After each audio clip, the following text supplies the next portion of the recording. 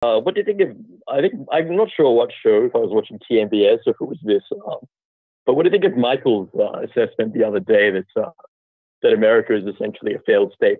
Believe me, by the way, I believe that that Australia is actually probably sooner than later going to end up a completely failed state. But what do you think of Michael's? I mean, to be honest with you, I didn't hear it, but so what? Right. Okay, it's a failed state. Now what? I mean, I don't care. Right. It is the only state that I live in, and so okay, it's a failed state. Like I don't even know what that means. It doesn't matter to my assessment as to what we should do. What would I do differently if this was not a failed state versus a failed state?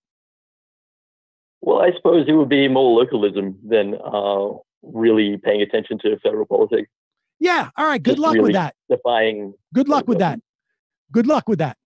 I mean, do we need a better example of the importance of federalism than we've had in the past couple of weeks? Is New York State supposed to have a massive supply of ventilators?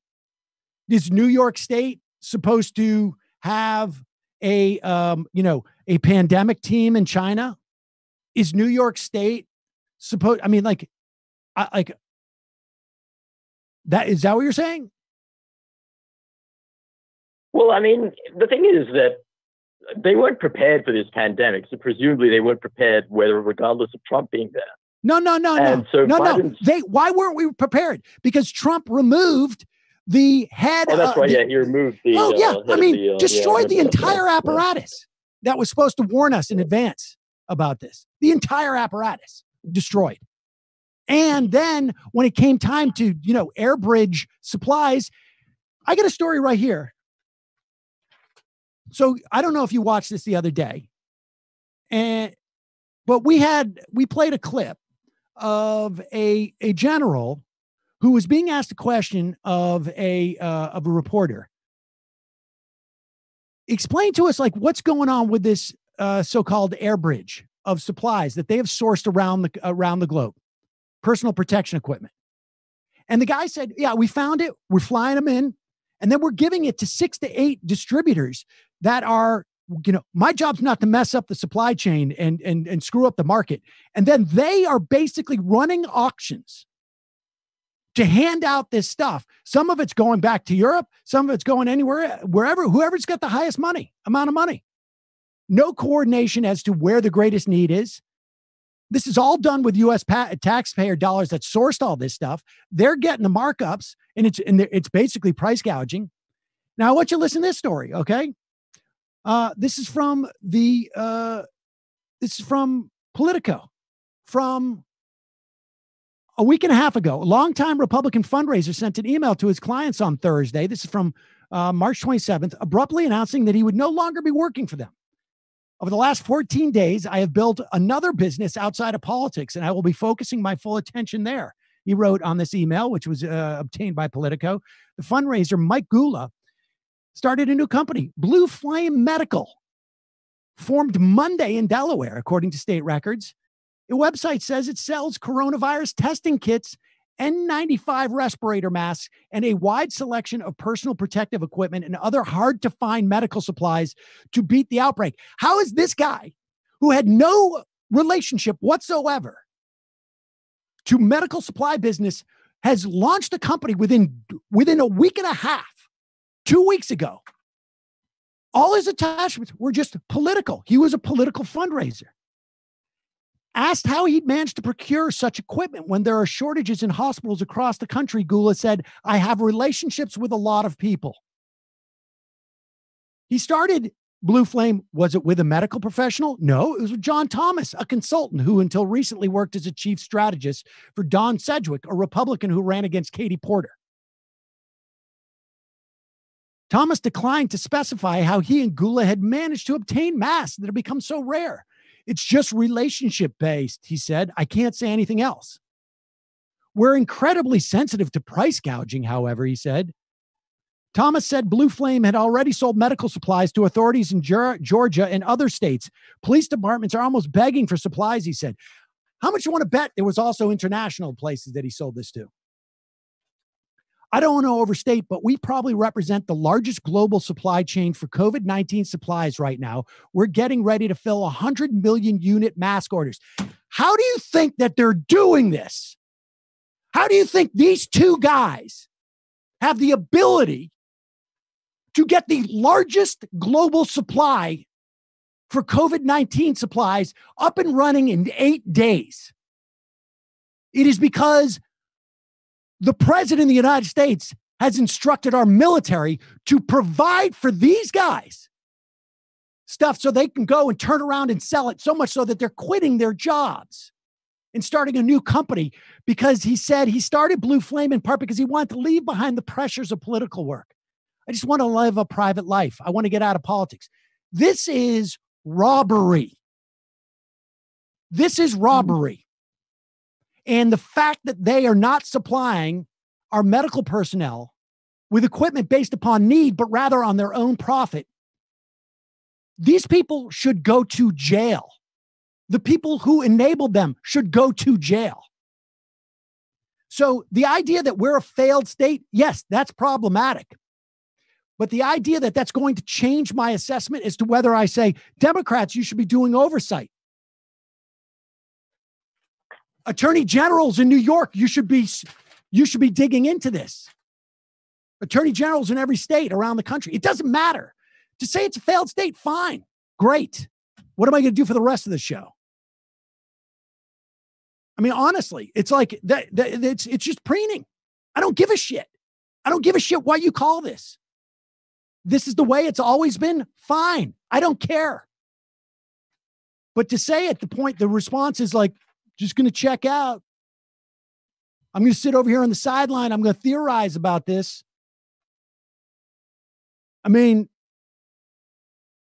what's that going to do you? What's that going to do me? What's that going to do people? What's that going to do the doctors who are working, who are exposing themselves to it? We are actually on the timeline. Like, we're looking at a 2.5 degree raise in temperature in about 10 years. It's almost guaranteed to be a bit larger than that as well. I agree. So, I mean, once climate change starts to strike, Democrats, I mean, internationally, most sort of putatively center-left parties in the English-speaking world, they don't want to touch any of that shit. They want to wait until whole countries are underwater and mass immigration starts. That's going to bring with it diseases of its own. I agree. And different autocracies, on top of autocracies. So, I mean, what are we, we're still going to be kind of... well, let me ask you this. Let me just ask you this, okay? I can agree with everything you're saying, except for, like, what is you not voting in Australia going to do? Like, how are you, give me an example of what you're talking about that's going to break up the state. That there are cultural differences. In Australia, I think a little, establishment figures quite a lot more than it would in the United States. I mean, especially since it means it's a financial hit, like it's illegal. I mean, albeit not that serious, but, it is a fine and a potential call to court. Right. So what do you suggest you've been following U.S. politics? What do you suggest? What's the response that... In the United States, I really, the left-wing political response would be, I guess, really highly atomized. I mean, it would be highly localized. I wouldn't really know. How is the highly localized response going to stop climate change?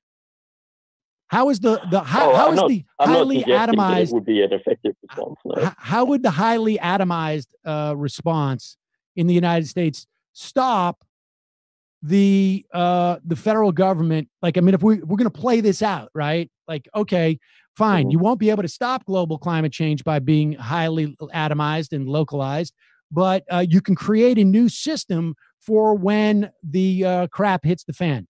Great. And how is that locally atomized thing going to keep itself to retain that system in light of these massive throngs of people who theoretically could be, refugees from, the South. I mean, how is that going to work? I wouldn't know. Yeah, I mean, no, I wouldn't know either. I can't even come up. Let me put it this way: as a there writer would be no plan for any of this from any side. Right. I mean, you couldn't plan fully. No, I understand. No one could be. You and I can't even come up with a theoretical idea as to how that's going to work. And if we want to play through this just theoretically, I would say that it would end up with the balkanization of the United States, and probably it would break apart, and states in different regions would probably form together to form new states, and that would be it. And it would be a cultural divide. And so some of them, right, and some of them will be failed states very quickly. Some of them will be more aggressive. Yeah. And that balkanization will just create more war. And that's it. All right. Yeah. Listen, I mean, that might actually happen eventually anyway. It could. But it's not, it's like, all right. I mean, listen, I'm here doing this because I think there is a purpose and that there's a point to fighting this. I'm not just here to do color commentary for the dissolution. What economics is, right? And so, I mean, I think there's at the very least some harm reduction that can take place en route to that inevitability, if that's what it is. But so I appreciate the call. I love to hear from people from Australia. And, but, I don't know. I think okay, it's a failed state. That's great. So what?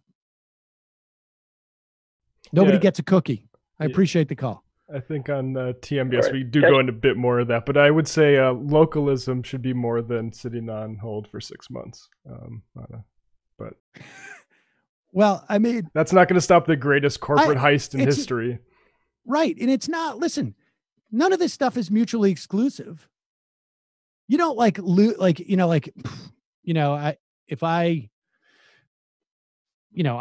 think that localism is important. I think you need to be able to help people on the ground level. I mean, I know that we need broader government policy for a lot of things, but without a doubt, people can organize where they are. But I don't see why these things are mutually exclusive at all. And I just okay, it's a failed state. Great. I mean, that and a quarter. I don't know. Are there still phone booths? That and a quarter won't even get you a phone, a payphone. I mean, it's fine. Okay. But, has there ever been a time,